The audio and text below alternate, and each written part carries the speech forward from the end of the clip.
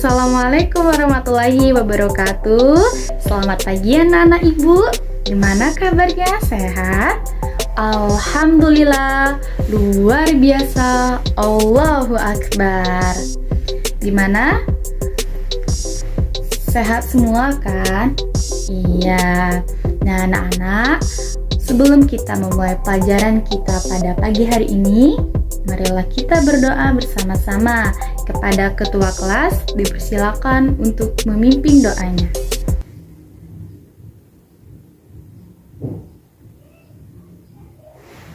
Alhamdulillahirabbil alamin.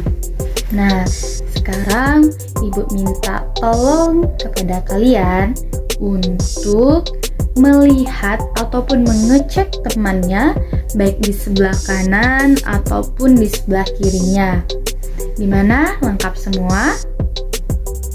Alhamdulillah, berarti kelas ini masuk semua ya siswanya. Nah, sekarang kita akan melanjutkan materi kita hari ini, yang dimana kita hari ini akan belajar pada tema 4, subtema 2, pembelajaran 1, yang judulnya materinya yaitu kewajiban dan hakku di sekolah. Nah anak-anak, di dalam buku tema 4 itu ada gambar seperti ini kan ya. Nah, coba anak-anak amati. Di sana ada siapa aja coba? Coba siapa? Iya, ada namanya bermain bersama teman. Kemudian apa lagi? Menjadi anak yang pintar. Ya, terus apa lagi anak-anak? Jajanan sehat. Iya. Kemudian di gambar itu ada kelas bersih, dan pada gambar itu ada senang di sekolah. Nah, kira-kira pendapat kalian, maksud dari gambar yang telah kalian amati ini tentang apa coba? Tentang apa anak-anak? Tentang lingkungan di sekolah. Dan juga gambar ini menunjukkan bahwa kewajiban dan hak siswa di sekolah ya, seperti bermain bersama teman itu adalah hak ya. Bermain bersama teman itu merupakan contoh hak siswa di sekolah. Kemudian menjadi anak pintar, ya itu harus ataupun ya disebut dengan kewajiban. Terus jajanan sehat. Iya anak-anak, kalau berjajan ke kantin itu harus memiliki jajanan yang sehat karena itu adalah hak siswa ya. Kemudian ada apa lagi? Kelas bersih. Iya, kewajiban kelas bersih tuh. Pokoknya kelasnya harus bersih. Harus kan, kewajiban itu ada sesuatu yang diwajibkan atau harus dilakukan oleh seseorang. Maka kelas bersih itu termasuk dengan kewajiban. Iya, pinter. Kemudian senang di sekolah. Itu termasuk hak atau kewajiban? Iya, hak. Karena senang di sekolah itu ya kewajiban siswa ya. Kewajiban. Maaf, hak siswa ya. Nah, kemudian di bawahnya itu adalah teks. Sekolah adalah tempat anak-anak belajar. Sekolah tempat anak-anak belajar agar mendapat banyak pengetahuan. Di sekolah, anak-anak bertemu dengan ibu guru yang selalu ramah. Anak-anak juga bertemu banyak teman. Mereka saling menghargai dan menghormati. Mereka melaksanakan kewajiban dan hak dengan penuh semangat. Nah, di sini dalam kalimat ini terdapat ada kewajiban dan ada haknya siswa di sekolah. Seperti bisa kita temukan di kalimat sekolah tempat anak-anak belajar agar mendapat banyak pengetahuan. Nah, sekolah itu adalah tempat anak-anak untuk mencari ilmu agar dapat mendapatkan pengetahuan yang banyak. Itu termasuk hak siswa ya, harus mendapatkan ilmu pengetahuan yang banyak.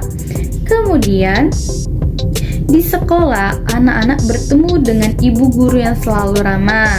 Nah, anak-anak juga bertemu banyak teman. Mereka saling menghargai dan menghormati.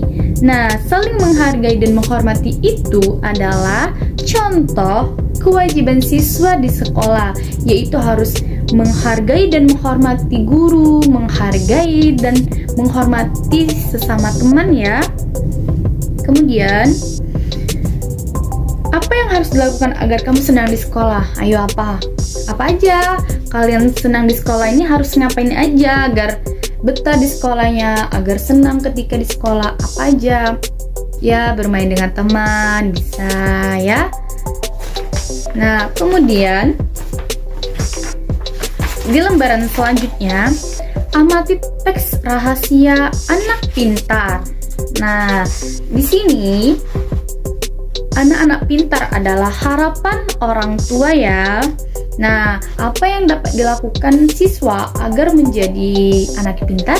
Ayo coba, kalau kita ingin menjadi anak yang pintar itu kita harus ngapain?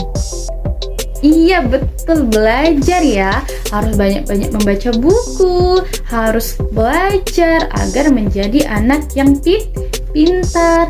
Karena anak yang pintar itu adalah suatu harapan bagi orang tuanya, ya. Iya.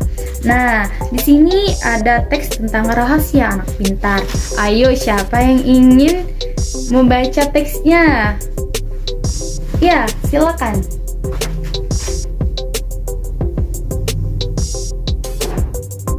Kemudian siapa lagi yang ingin membacanya? Oke, silakan Caca.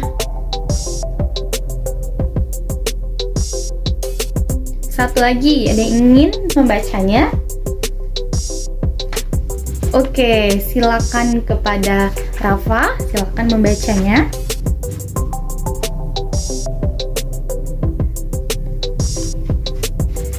Oke, terima kasih ya yang sudah bersedia untuk membacakan teks tentang rahasia anak pintar ini. Nah, kali ini ibu yang akan membacakannya kembali kepada anak-anak. Tolong disimak ya cara ibu membacanya dengan baik dan benar. Rahasia anak pintar. Setiap anak di kelasmu pintar dan baik hati. Ada anak yang pintar olahraga atau menari. Ada juga yang pintar matematika atau bahasa. Ada yang pintar menyanyi atau berteman dengan semua orang. Apakah kamu dapat pintar tanpa berusaha? Apakah bisa pintar tanpa usaha? Tidak, iya betul. Kita tidak bisa pintar tanpa namanya usaha ya. Iya. Nah, selanjutnya, semua anak ingin pintar, tapi belum tahu caranya. Jika ingin pintar, inilah rahasianya. Rahasianya yang pertama yaitu dengarkan saat guru menjelaskan. Kemudian, kerjakan tugas-tugas tepat waktu. Banyaklah membaca dan berlatih. Jangan mudah menyerah. Bertanyalah kepada gurumu. Atur juga waktu belajarmu dengan baik. Selain itu, bertemanlah dengan banyak orang. Nah, jadi kalau kita ingin pintar itu ada rahasianya ternyata ya. Kalau kita pintar tapi tidak ada usaha, ya itu sama aja bohong ya. Nah, di sini ada rahasianya. Yang pertama apa aja anak-anak? Apa? Iya, dengarkan saat guru menjelaskan. Nah, jadi kalau ibu lagi menjelaskan, jangan ada yang ngobrol, jangan ada yang main-main pena ya. Jadi kalau ibu menjelaskan harus diperhatikan, harus disimak apa yang ibu bicarakan. Karena itu adalah salah satu rahasia untuk menjadi anak yang pintar. Iya betul ya. Kemudian yang kedua yaitu kerjakan tugas-tugas tepat waktu. Nah, ayo siapa nih kalau ngerjakan tugas selalu nunda-nunda nih? Siapa? Gak ada ya, iya kan gak mau ngaku. Jadi kalau ada tugas itu jangan ditunda-tunda ya. Karena kita harus memanfaatkan waktu, oke?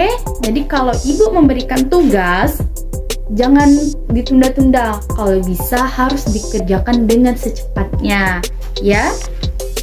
Oke, selanjutnya itu banyaklah membaca dan berlatih. Nah, membaca itu ternyata salah satu rahasia menjadi anak yang pintar. Jadi kalau ibu suruh kalian baca, harus membaca ya, jangan ngobrol ya. Ya, iya kan anak-anak ibu pintar semua kan, dan suka membaca juga kan. Jadi kalau ibu suruh baca, harus membaca, karena itu adalah kunci menjadi anak yang pintar. Iya, betul ya. Kemudian jangan mudah menyerah. Nah, jangan mudah menyerah, jangan mudah mengeluh ya. Misal, aduh banyak sekali ya tugas dari Ibu Arwira. Kan nggak boleh mengeluh, harus semangat agar menjadi anak yang pintar. Jadi kalau dikasih tugas nih sama guru, nggak boleh ngeluh. Bu, kenapa sih banyak sekali Bu memberikan tugas? Anak-anak, guru memberikan tugas itu sebagai salah satu cara guru melatih kemampuan kalian, sebatas mana kecerdasan kalian ya. Iya, jadi kalau ibu memberikan tugas, jangan banyak mengeluh, jangan banyak menyerah. Aduh Bu, capek Bu, bosan Bu. Jangan sampai menyerah seperti itu ya. Iya. Nah, kemudian bertanyalah kepada gurumu. Nah, kalau ibu menjelaskan ada yang tidak paham, harus bertanya. Karena kalau kita bertanya, kita akan mendapatkan ilmu. Kalau seandainya kita tidak paham, kita nggak mau bertanya, ya udah, kita nggak akan menjadi anak yang pintar, dan kita tidak akan mendapatkan suatu ilmu ya. Jadi kalau seandainya ada yang ingin bertanya, Ibu, ini gimana Bu caranya? Nggak apa-apa bertanya, karena kalau kita bertanya, kita nggak akan menjadi orang yang bodoh. Malahan kita akan mendapatkan ilmu ketika kita bertanya itu, ya anak-anak. Iya. Kemudian atur juga waktu belajarmu dengan baik. Nah, waktu untuk belajar itu harus diatur ya.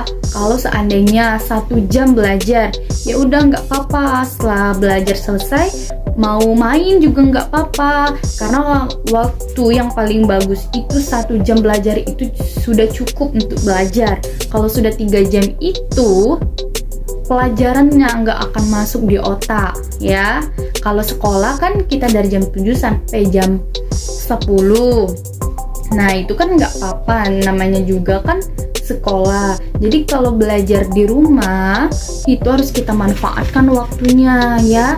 1 jam aja cukup untuk belajar. Bisa membaca-baca materi yang telah dipelajari, bisa membaca-baca pengetahuan yang lain ya. Harus memanage waktu ya. Oke. Setelah itu bertemanlah dengan banyak orang. Nah, kita harus banyak-banyak berteman kepada orang. Karena mengapa? Kalau kita berteman dengan banyak orang, maka kita akan mendapatkan ilmu juga yang banyak. Jadi kita akan banyak pengetahuan dan kita bisa menjadi anak yang pintar. Iya, betul. Nah, ternyata menjadi anak yang pintar itu harus butuh usaha ya. Nggak ada menjadi anak pintar itu tanpa usaha. Jadi karena sudah tahu kalian semua tentang rahasia menjadi anak yang pintar, ibu harap kalian bisa melakukannya ketika belajar ya. Nah, anak-anak, kemudian di bawahnya itu ada amati teks rahasia anak pintar. Kemudian garis bawahi kalimat yang menunjukkan penyelesaian masalah. Nah, ibu akan menjelaskan terlebih dahulu kalimat penyelesaian masalah itu apa sih? Nah, anak-anak, kalimat penyelesaian masalah adalah sebuah kalimat yang menunjukkan penyelesaian terhadap suatu masalah, ya. Nah, coba kita lihat kembali teks tentang rahasia anak pintar. Nah, di sana ada kan teksnya yang tadi. Nah, apa kalimat yang menunjukkan penyelesaian masalah itu? Ada yang tahu nggak yang mana? Ayo coba, ada yang tahu nggak? Coba kalian baca menurut kalian ataupun pendapat kalian dari teks rahasia anak pintar ini yang menunjukkan namanya kalimat penyelesaian masalah. Coba kalian baca, kemudian kalian garis bawahi menurut kalian kalimat itu adalah penyelesaian masalah, ya. Nah, ayo siapa? Ada yang udah ketemu belum? Kalimat yang menunjukkan penyelesaian masalah. Ada nggak? Nah, anak-anak, kalimat yang menunjukkan penyelesaian masalah itu seperti pada kalimat dengarkan saat guru menjelaskan, ya. Ya, karena katanya jika ingin pintar, inilah rahasianya. Jadi, kalimat yang menunjukkan penyelesaian masalah itu adalah yang pertama, dengarkan saat guru menjelaskan, ya. Yang pertama. Yang kedua, kerjakan tugas-tugas tepat waktu. Iya. Kemudian apalagi anak-anak yang ketiga? Banyaklah membaca dan berlatih. Iya, pintar. Yang keempat, jangan mudah menyerah, ya. Kemudian apalagi anak-anak? Bertanyalah kepada gurumu. Iya. Terus ya, atur juga waktu belajarmu dengan baik. Dan yang terakhir yaitu bertemanlah dengan banyak orang. Ya, itu adalah kalimat yang menunjukkan penyelesaian masalah, ya. Nah, anak-anak, jikalau ada penyelesaian masalah berarti harus ada kalimat masalah, ya. Nah, anak-anak, sedangkan kalimat masalah itu ialah suatu kalimat yang mengandung permasalahan dan butuh penyelesaian, solusi, ataupun jalan keluar. Jadi, kalau ada penyelesaian masalah, maka harus ada juga masalahnya, ya. Karena tadi kita sudah menemukan kalimat yang menunjukkan penyelesaian masalah, maka kita harus mencari lagi kalimat yang menunjukkan masalah. Ayo, coba kalian pahami kalimat yang menunjukkan kalimat masalah, ya. Kemudian kalian sebutkan pendapat kalian terhadap teks ini, oke? Nah, apakah kalian sudah ketemu kalimat masalah? Ada yang ketemu nggak? Apa, anak? Iya, pinter ya. Semua anak ingin pintar, tetapi belum tahu caranya. Nah, itu adalah kalimat masalah, betul. Semua anak ingin pintar, tetapi belum tahu caranya. Itu menunjukkan kalimat masalah, ya. Karena itu masalah, bagaimana solusinya? Bagaimana penyelesaian masalahnya? Ya, dengan cara yaitu dengarkan saat guru menjelaskan, kerjakan tugas-tugas tepat waktu, banyaklah membaca dan berlatih, jangan mudah menyerah, bertanyalah kepada gurumu. Nah, anak-anak, kemudian di bagian bawahnya itu lagi ada ayo mencoba. Bisakah kamu memberi saran agar temanmu memperoleh haknya? Nah, ternyata kita di sini harus memberikan saran kepada teman. Nah, sebelum itu Ibu akan menjelaskan terlebih dahulu ya pengertian dari kalimat saran. Kira-kira ada yang tahu nggak kalimat saran itu apa? Kemudian bentuk kata dari saran itu apa? Ada yang tahu? Enggak. Nah, anak-anak, kalimat saran ialah kalimat yang berisi berupa saran, pendapat, usulan, kemudian anjuran yang biasanya berbentuk sebuah solusi ataupun jalan keluar yang disampaikan kepada seseorang tentang suatu permasalahan. Ya, itu adalah definisi dari kalimat saran. Nah, kemudian kalimat saran itu biasanya ditandai dengan kata, ayo ada yang tahu nggak? Saran, kalau kalimat saran itu ditandai dengan kata seperti apa aja? Ada yang tahu? Nggak ya? Nah, anak-anak, kalimat saran biasanya ditandai dengan kata sebaiknya, kemudian apa lagi? Ya, seharusnya, semestinya, kemudian hendaknya, kemudian apa lagi? Ada baiknya, saran saya, kemudian menurut saya, apalagi usul saya, dan yang lain-lainnya. Nah, itu adalah kalimat saran yang ditandai dengan beberapa kata yang telah Ibu sebutkan tadi ya. Ya. Nah, maka dari itu, marilah kita baca pernyataan berikut dan tuliskan saran-saran kalian ya. Nah, Udin ingin pandai tentang alam sekitar. Ia tidak memiliki banyak buku. Nah, kira-kira saran kalian ataupun pendapat kalian bagaimana coba? Ayo. Ada yang bisa memberikan saran terhadap Udin? Ada yang bisa? Ya, coba. Ana, apa? Sebaiknya.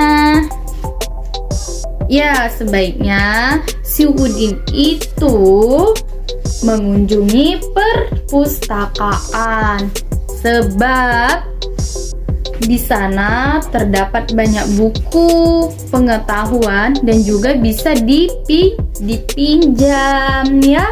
Nah, itu adalah saran. Kemudian yang kedua, Lani ingin mengikuti lomba bulu tangkis. Raketnya rusak. Ayo, gimana saran kalian? Silakan, ada yang berani ingin memberikan saran ataupun pendapat kalian? Ayo. Nah, Lani ingin mengikuti lomba bulu tangkis. Raketnya rusak. Jadi, sarannya yaitu sebaiknya ataupun seharusnya, bisa juga ya. Sebaiknya Lani membeli raket baru, atau jika belum mampu, Lani bisa meminjam pada teman ataupun saudaranya yang memiliki raket. Iya, pinter ya anak ibu ya. Nah, jadi hari ini kita telah belajar tentang kewajiban dan hakku di sekolah. Terus tentang kalimat penyelesaian masalah, kalimat masalah, kalimat saran, terus bentuk-bentuk kalimat saran seperti apa. Nah, jadi sekarang ada yang ingin bertanya nggak tentang materi kita pada hari ini? Paham semua? Iya? Nah, kalau begitu Ibu mau bertanya nih. Apa sih pengertian dari kewajiban? Ayo, apa? Iya, pinter anak ibu ya. Iya anak-anak, kewajiban adalah sesuatu yang diwajibkan atau diharuskan dilakukan oleh seseorang. Iya, pinter anak ibu ya. Kemudian contoh kewajiban siswa di sekolah itu apa? Satu aja contohnya. Ada yang tahu? Iya, menghormati dan menghargai guru dan teman. Iya, betul ya. Nah, kemudian Apa sih rahasia menjadi anak yang pintar itu apa? Ayo, apa? Iya, jangan mudah menyerah. Kemudian jangan nunda-nunda tugas ya. Kemudian apa? Harus menghargai dan menghormati guru. Nah, kemudian apa lagi ya? Bentuk kalimat saran itu apa aja? Ayo, apa tadi? Sebaiknya, iya pintar. Kemudian semestinya, iya. Terus seharusnya, kemudian apa lagi? Hendaknya, iya. Kemudian pendapat saya, saran saya, usul saya, ya. Nah, itulah materi kita pada pagi hari ini. Semoga apa yang Ibu sampaikan kepada kalian menjadi ilmu yang bermanfaat untuk kalian ke depannya, ya. Baiklah, untuk mengakhiri pelajaran kita pada pagi hari ini, marilah kita bersama-sama berdoa kepada Allah. Kepada ketua kelas, dipersilakan untuk memimpin doanya.